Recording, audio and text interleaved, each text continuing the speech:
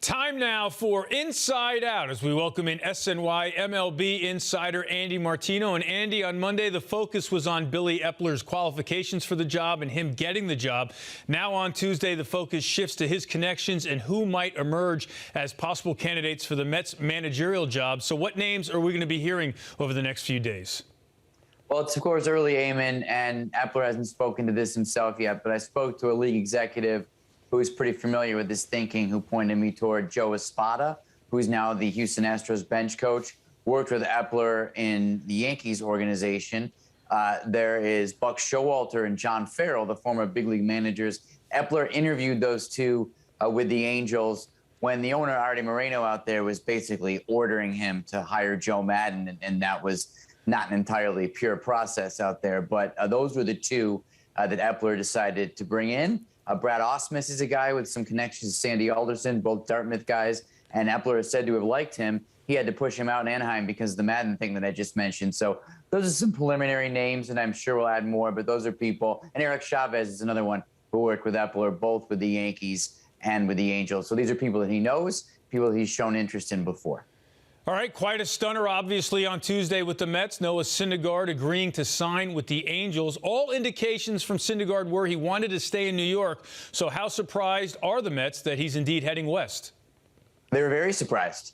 They expected him to take the qualifying offer. I mean, in fairness to Syndergaard's camp, they hadn't been told that he was. Syndergaard's public comments certainly seemed to indicate that he would at the end of the season, when he said he basically couldn't imagine himself doing anything but playing with the Mets. So, yeah, the Mets were surprised, but they certainly weren't going to pay that kind of money. I mean, look, talking over $20 million for a guy that the open market, if it weren't for the Angels, probably would have given Syndergaard half that, or maybe a little bit more than that. But when you talk about a guy who hasn't pitched in 2 years, the qualifying offer, $18.4 million, was an overpay.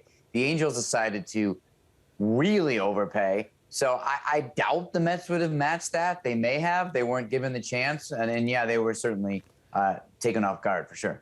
As you just mentioned, Syndergaard's only thrown 2 innings in 2 years, so he hasn't been much of a factor around the Mets lately. But as someone who was around this team when all these young pitchers were coming up to the big leagues in 2014 and 2015, what are your reflections now that Jacob deGrom is the only one left in Queens?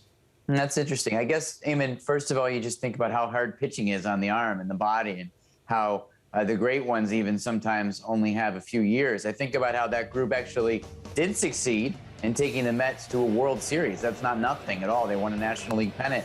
And I also think more broadly about how it's awfully quick, it feels, with anything really, not just Mets pitchers, where you go from looking ahead to something or looking forward to something to looking back on it. It's not like 2014 was 2 seconds ago, right? That's a long time ago. So many things in the world were different when that photo was taken on a much larger level than baseball. So I guess I feel like it's a long time ago. They had their era. Certainly the Noah Syndergaard era in New York feels like a long, long time ago. That wild card game in 2016, we were all a lot younger then. Yeah, we were. I had a lot less gray hair back then when that picture was taken. Andy Martino, thanks for joining us here on Geico Sports Night. Thanks, Eamon.